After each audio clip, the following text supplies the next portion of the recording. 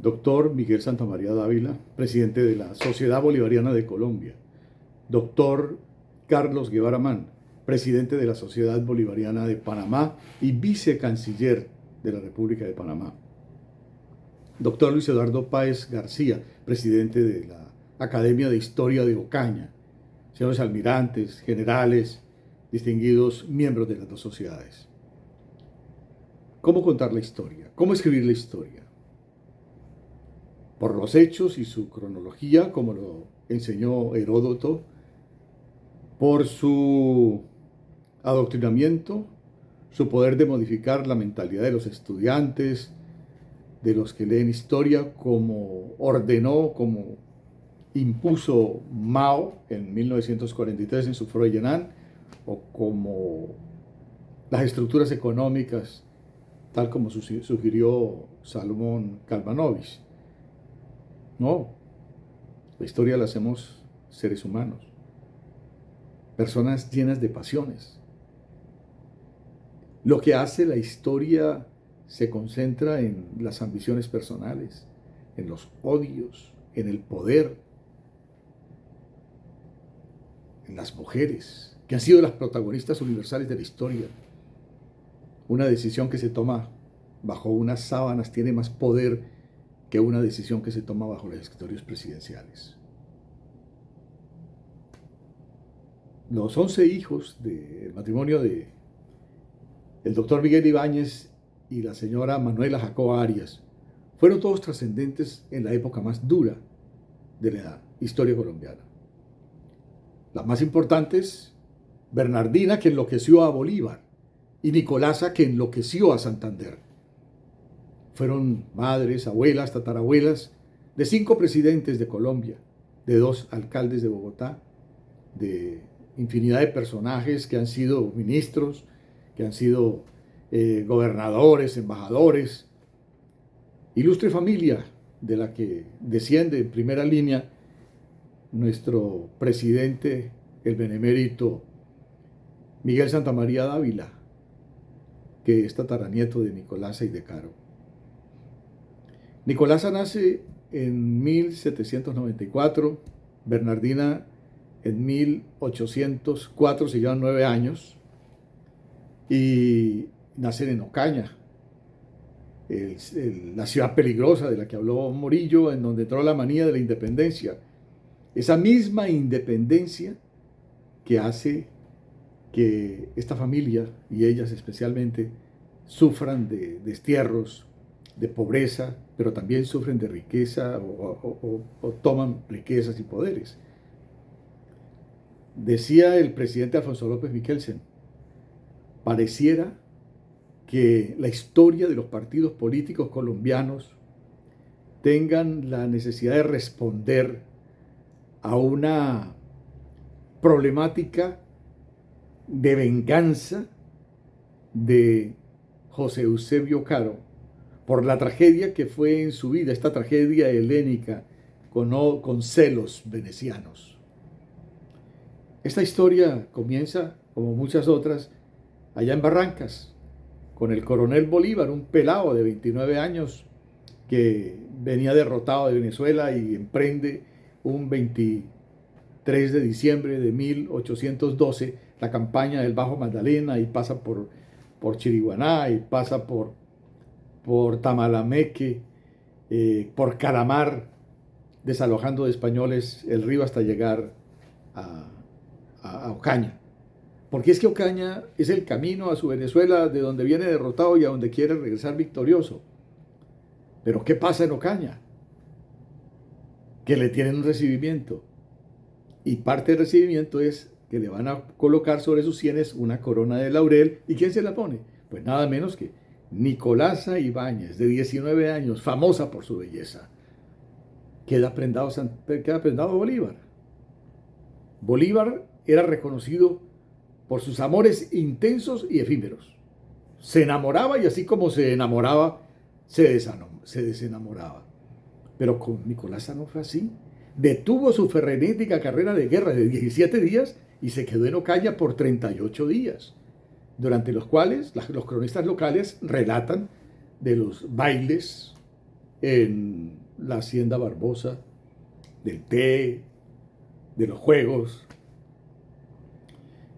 y también de la preparación de Bolívar de su ejército, porque es que allí en Ocaña, el doctor Miguel Ibáñez, que era el representante del rey, de las arcas reales, le entregó toda la fortuna y con eso realmente Bolívar se hace el libertador y crea su primer cuerpo de guerra, la Compañía Libre de Ocaña. La historia los ha llamado los 400 momposinos, a los que debe la gloria del libertador, pero la mayoría eran ocañeros. Nicolasa estaba comprometida en matrimonio con Antonio José Caro, preso hace unos días en Mompox por realista, y fue preso por Bolívar y estaba en ese momento en un calabozo allá en Mompox. Bolívar decide quedarse con Nicolasa durante 38 días, al cabo de los cuales, antes de salir de Ocaña, quiere reconocerle a Nicolasa y entonces viaja hasta Mompox el 9 de febrero de 1813, el 9 de febrero de 1813, y el 9 de marzo de 1813, y saca del calabozo a Caro y se lo trae a Nicolasa para que se puedan casar. Y son los padres de esta gran familia que les comento. Bolívar sigue su marcha hacia Venezuela en medio de una época supremamente gravosa en la que en Colombia, en la Nueva Granada, parecían que no se habían dado cuenta, y los imberbes jóvenes que recibieron el país que nunca habían gobernado se trenzaban en disputas permanentes bizantinas sobre cómo gobernar el país, sobre cuál es el cargo que yo voy a ocupar, y por eso se le llamó la patria boba.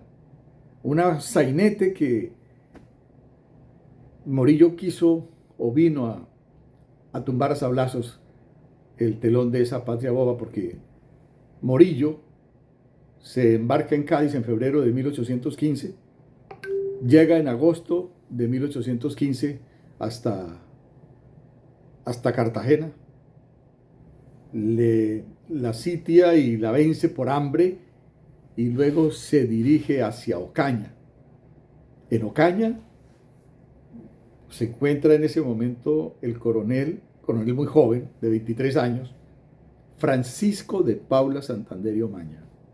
Un hombre muy diferente de Bolívar. 1,80 de estatura, fornido, muy diferentes, muy diferentes. Bolívar por eso no le gustaba tenerlo al lado en las entradas victoriosas, porque como no había televisión, no había fotografías, la gente no sabía quién era el libertador. Y entonces consideraban que era el más alto, que era el más grande, que el más apuesto, y en ese caso el que se llevaba las miradas era Santander, de tal manera que Bolívar lo echaba para atrás o entraba solo cuando llegaba en las campañas victoriosas.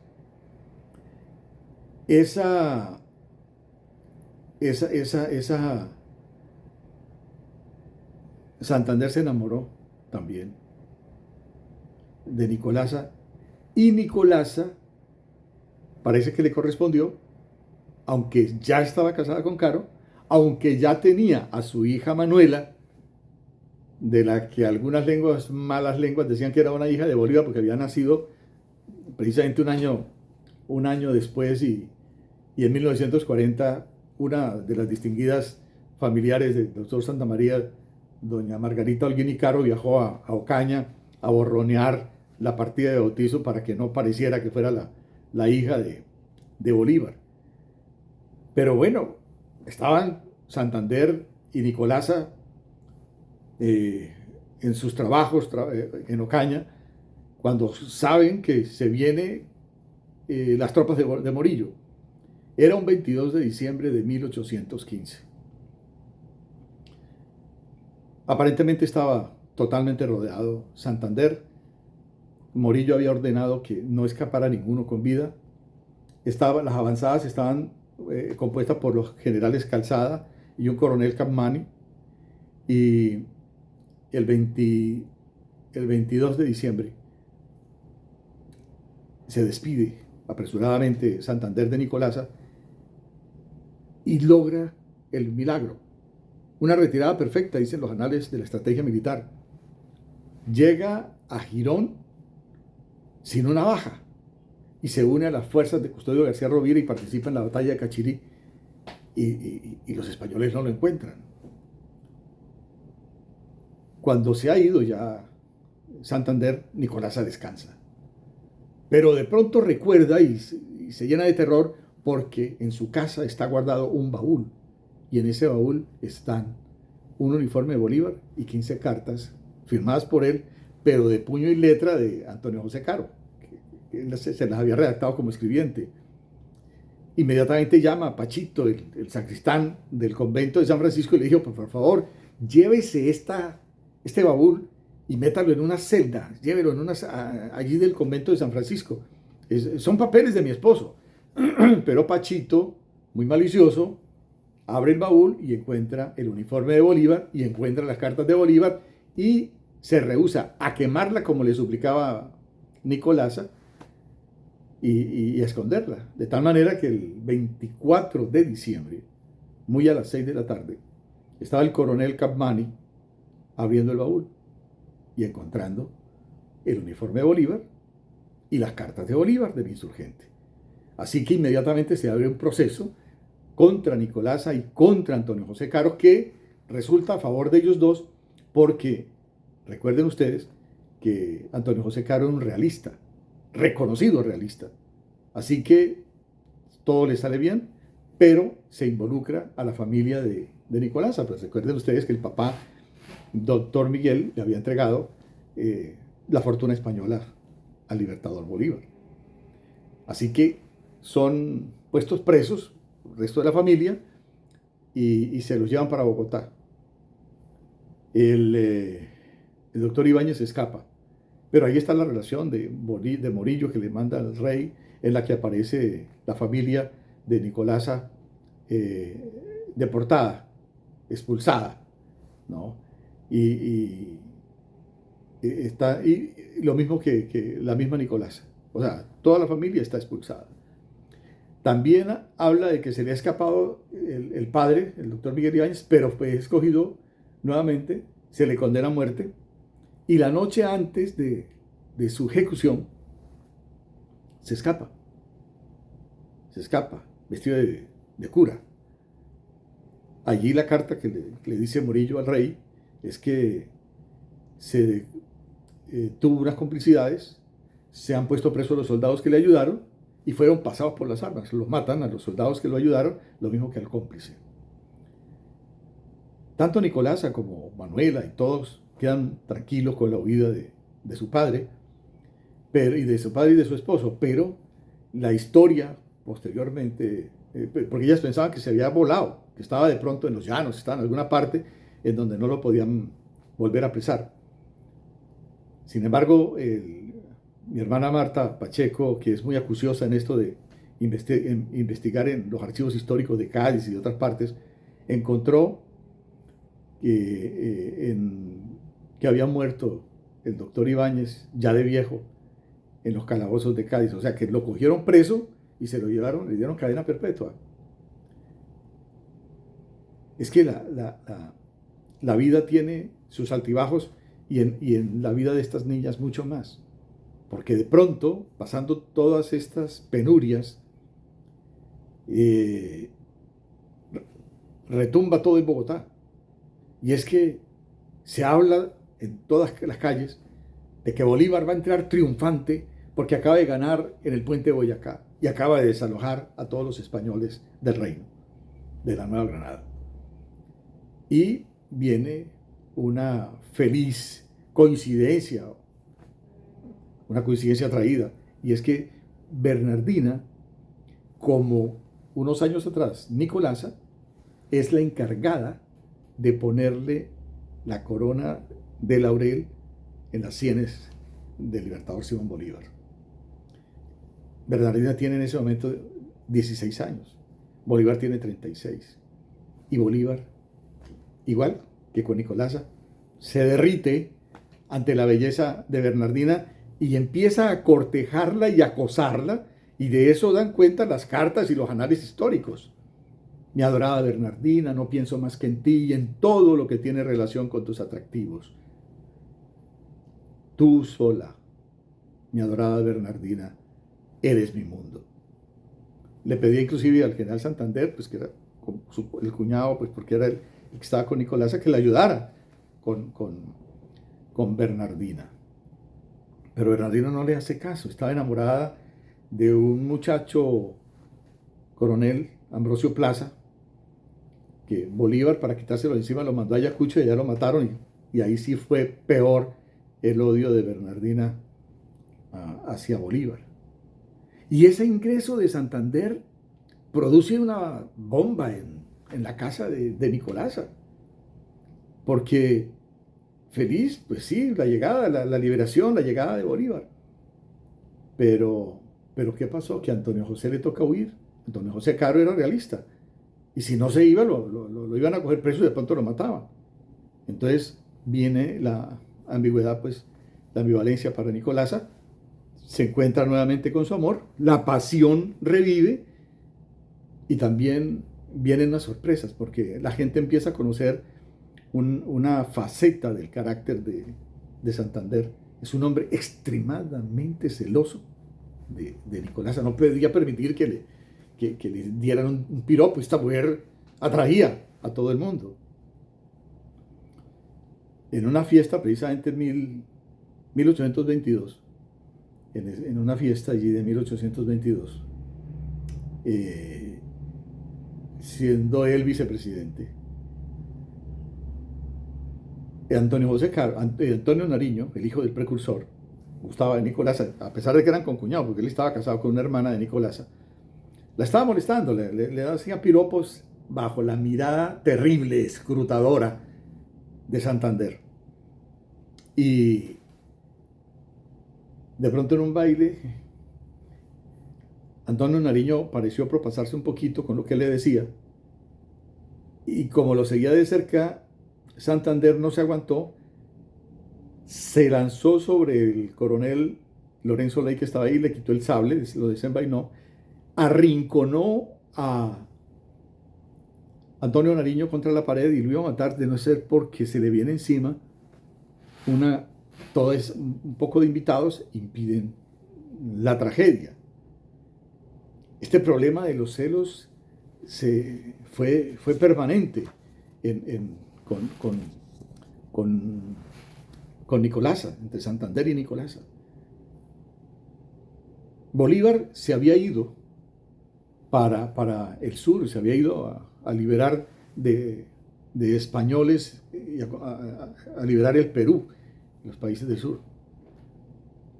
Y esa marcha es la que acaba la amistad entre Santander y Bolívar. Porque Bolívar se niega a mandarle el dinero que Santander se niega a mandarle el dinero que Bolívar necesitaba para continuar con las cabañas, las batallas del sur, con el argumento de que la Constitución le prohíbe financiar guerras en países ajenos. Para Bolívar esto era un exabrupto, porque para Bolívar primero estaba vencer definitivamente a los españoles y después cualquier constitución.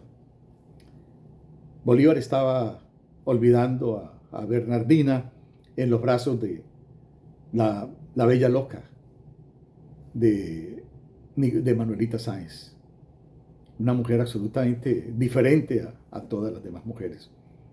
Se regresa a Bolívar y se regresa con Manuelita, que no deja de producir escándalos en la sociedad pacata de la Bogotá de aquel entonces.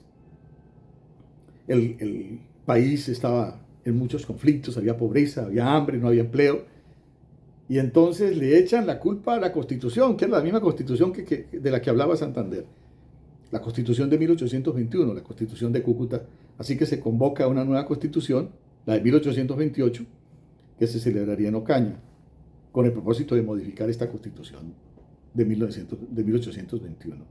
Santander es mucho más avesado en términos de política que Bolívar, y logra 40 escaños contra 17 de Bolívar. O sea, va en mucha desventaja Bolívar, y bolivaristas y santanderistas se enfrentan en el convento de San Francisco, airados, con dos constituciones diferentes, una presentada por los santanderistas, que la presenta Vicente Azuero, que era la federalista, y la otra presentada por el doctor Rada, era la constitución, la constitución centralista. No se llega a ningún acuerdo. Los bolivaristas saben que lo único que hacen, José Manuel del Castillo y Rada, saben que su presencia allí, lo único que hace es validar el quórum. Así que un 16 de junio de 1828, los bolivaristas se van en la noche subrepticiamente hacia la vecina población de La Cruz, dejando sin quórum y sin poder deliberatorio a la convención. O sea, se termina por regla de tres. Santander intenta salvarla al día siguiente en medio de la furia, levanta a los enfermos, llama a listas, busca gente, no puede. Entonces se declara nula, se declara que la convención queda acabada. Es más, Luis Vargas Tejada, el secretario de la convención, poeta, dejó escrito en un pupitre: yace aquí la convención del pueblo colombiano, que muere sin honor después de haber actuado en vano. Su corazón vi herir con puñal asesino por el mismo enemigo que a su recinto vino, pero renacerá, no pierdo la esperanza, más grande y más ilustre, el día de la venganza. Y efectivamente esa venganza la quieren ejecutar los bolivaristas, los santanderistas, una vez lleguen a Bogotá. Salen para Bogotá. En Bogotá, entre tanto, los escándalos no cesan. La Marquesa del Sol, la Caballeresa del Sol, Manuelita Sáenz, acababa de hacer una fiesta en la cual se le dio por hacer un muñeco con la figura de Santander y fusilarlo. Y entonces viene el escándalo y ella dice: no, eso es en retaliación, es que en la casa de las Ibáñez hicieron un muñeco con la figura de Bolívar y también lo fusilaron. Entonces había una copla que yo no recuerdo muy bien, que decía: solo habrá paz en Colombia el día que mueran Nicolás y Bernardina Ibáñez, Bárbara Lemos y no sé qué. Bueno, eso lo cantaba la gente allí, la gente sabía, porque estas mujeres incitaban a la revolución. Efectivamente, el 28 de septiembre llegan los diputados de la Gran Convención, y algunos de los cuales se meten el 28 de septiembre a matar a Bolívar, y es donde viene el protagonismo de Manuelita, la libertadora del Libertador, que lo salva, lo hace saltar por la ventana allí de la hoy Cancillería, del Palacio de San Carlos. Él se va y se esconde debajo del puente del río Fucha y salva su vida, pero la retaliación viene enseguida. Bolívar encomienda de que se haga cargo de toda la investigación y de las sanciones al general Urdaneta, ministro de Guerra. Y bien, pues se fusilan entonces varias personas de las que participaron en el atentado. Entre ellas muere el almirante José Prudencio Padilla, y se condena a muerte a Santander, a Francisco de Paula Santander. Se alarma entonces Nicolasa y le escribe una carta a Bolívar: mi adorado señor, usted sabe que no hay nadie en el mundo que lo haya querido más que yo. No le quite la vida a Santander, al pobre de Santander. Destiérrelo. Si usted lo destierra, la que va a descansar de todos estos pesares soy yo. Por favor, destiérrelo. Y Bolívar le perdona la vida y se destierra a Santander, no sin antes hacer lo que pase 2 meses en una de las bóvedas, allá terribles bóvedas de Boca Chica, de lo que hay también hay una información supremamente interesante escrita por Bolívar, por Santander, allá en las oscuridades y en una Biblia. Allí empiezan otra vez los sufrimientos para Nicolasa. ¿Por qué? Porque el general Urdaneta es más bolivarista que Bolívar. Entonces la empieza a perseguir y decide desterrarla. Pero Nicolasa, con sus influencias en el Consejo de Ministros, logra que se aplace su destierro. Esto hace que entre en cólera el general Urdaneta, dice que renuncia hasta que Bernardina no haya salido expulsada. Entonces, el Consejo de Ministros se ve obligado a desterrar de manera inmediata a Nicolasa a las selvas de Usme. Viene esa época álgida para Nicolasa. Y así pasa un pequeño tiempo hasta que llega 1830, un año y medio más o menos después, diciembre de 1830. Resulta que su esposo, Antonio José Caro, había nacido en 1783, el mismo año de Bolívar. Y resulta que los dos mueren en 1830, en el mismo mes de diciembre. 47 años tenían cada uno. Bolívar, Nicolasa, de esa forma, con la muerte, se zafa de las dos personas con las que la ligaban con uno los lazos morales, Caro, que era su esposo, y con el otro, con Bolívar, su benefactor, los lazos de la destrucción, los lazos del encerramiento en el que se encontraba en ese momento. Mueren Caro y muere Bolívar. Diciembre de 1830. Acto seguido, todo se compone para Nicolasa porque se cae de inmediato Urdaneta. Claro, él lo sostenía a Bolívar. Se cayó la dictadura de Urdaneta y esto fue en abril de 1831 y ya en junio se emitió un decreto mediante el cual se le devuelven a Santander todas sus facultades quitadas por el proceso que se le siguió por el intento de asesinato a Bolívar, y regresa a Santander. Y en octubre de ese mismo año está la Constitución, un año más tarde, está la Constitución de 1832, y en esa Constitución se nombra como presidente a Santander y como vicepresidente a José Ignacio de Márquez. El alborozo de Nicolasa es totalmente justificado. Se reencuentra nuevamente con su Santander, con su amor de siempre, su amor de 20 años, y esta vez sin mayores ataduras. Sin embargo, esos celos, malditos celos, como dice la canción, de Santander, echan todo al traste. Y es que todo parecía bien en ese momento, porque tanto el vicepresidente José Ignacio de Márquez como Santander estaban trabajando con todas las pobrezas y con todos estos aspectos, pero eran cuestiones administrativas que estaban superando. Y José Ignacio de Márquez era fascinado con Nicolasa. Obviamente, sin decirle nada a Santander, porque conocía de sus celos. Y llegó así el 30 de abril de 1835. Cumpleaños de Nicolasa. Estaba cumpliendo 41 años. Entonces, ¿qué hace José Ignacio de Márquez? Como las oficinas de los dos quedaban allí en el Palacio de San Carlos relativamente cercanas, él estaba esperando a que Santander se ocupara para poder salir y irse para donde Nicolasa. Vio el momento oportuno, salió muy rápido y se fue para la casa de Nicolasa. Pero los chismosos abundan en todas partes.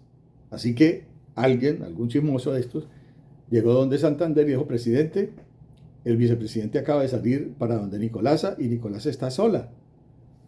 Santander se le nublaron los ojos, abandonó lo que estaba haciendo, dejó tirado a la gente que estaba atendiendo, en 2 zancadas atravesó las 2 cuadras que lo separaban de la casa con el palacio, subió las escaleras y se encontró en el sofá, sentados allí de la sala, a José Ignacio de Márquez, que le estaba entregando el regalo a Nicolasa. Entró en cólera José Ignacio de Márquez cogió de las solapas a su vicepresidente, Márquez, y lo iba a arrojar, lo estaba arrojando, lo iba a matar a José Ignacio de Márquez porque lo estaba tirando de cabeza a ese segundo piso. Nicolasa lo impidió, lo cogió de las solapas, toda esta cosa, hubo un forcejeo y finalmente lo impidió. Márquez regresó maltrecho a su oficina, juró que no perdonaba a Santander y declaró que fundaba un partido político para oponerse a Santander que se llamaría el Partido de los Marquistas o Liberales Moderados. Esa fue una de las primeras consecuencias de estos celos tremendos de Santander y de su actitud contra José Ignacio de Márquez. Los marquistas se oponían a los liberales radicales, que así se llamaban los santanderistas, y que más tarde, unos años más tarde, se iban a desprender e iban a quedar como Partido Conservador y Partido Liberal. Partido Conservador fundado por el hijo de Nicolasa, José Eusebio Caro, en 1849 para oponerse al Partido Liberal de Santander, que ya Santander estaba muerto, pero el Partido Liberal de los santanderistas, que había sido fundado por uno de quienes estuvieron en la convención de Ocaña, Ezequiel Rojas. No lo habían dejado posesionar en aquella época porque era muy joven. El Partido Liberal Colombiano lo funda Ezequiel Rojas. Miren hasta dónde llegó este drama de los celos de Santander y de Nicolasa.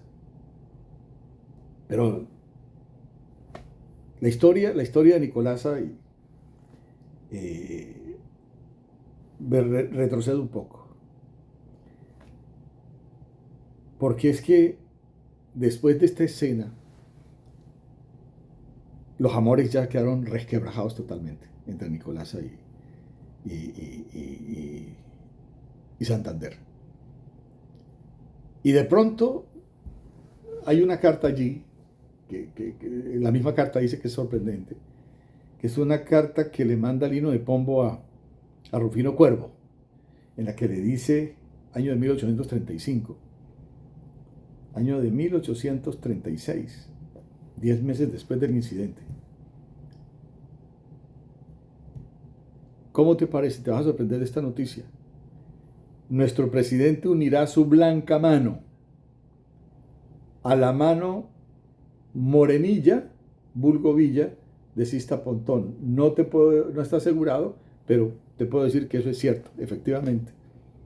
El 2 de febrero de 1836 se casa Santander con esta muchacha Anasista Pontón de 21 años. Nicolasa y Santander, Nicolasa tenía ya en ese momento 43 años. Y tenían de amores 21 años, lo mismo que tenía esa niña, 21 años. Pero el carácter machista de Santander no le iba a permitir esa aparente engaño para él de Nicolasa. Ya Nicolasa no tiene nada que hacer. El matrimonio le dura muy poco a Anasista Pontón y a Santander, porque 4 años más tarde, en 1840, Santander muere. Inclusive en el testamento deja unas cuestiones donde refleja muchísimo más su machismo. Humilla un poco a Caro, pues, sobre unas plantas que le debía, y dice por allí: reconozco a Francisco, hijo de... me hubiera podido casar con ella, pero no lo hice porque había conocido a otros hombres. Ese era el carácter machista de Santander. Nicolasa se quedó en el aire. Se quedó viviendo en Bogotá, montó una miscelánea. Esa miscelánea fue atacada por un personaje, en este momento no recuerdo el nombre, de un bandido. Y ella sintió que no tenía nada que hacer en Bogotá, así que viajó para Francia. Allá estaba su hija Manuela. y se unió de inmediato a la causa del pretendiente al trono de España, Carlos Borbón y Braganza, porque él estaba peleando contra Isabel II, la reina Isabel II, que era hija del archienemigo de la independencia, el rey Fernando VII. Y se dedicó, ya de bastante edad, se dedicó a ayudar a los carlistas que pasaban por los Pirineos. Ella arrendó una casa en Bayona, en Francia, para poder apoyar a los carlistas que pasaban. Inclusive indagaba, hacía un poquito de espionaje para saber en dónde estaban las tropas de Fernando VII que podían atacar a los carlistas. Murió Nicolasa a los 79 años en París, el 8 de enero de 1873. Tenía 79 años. Muchas gracias.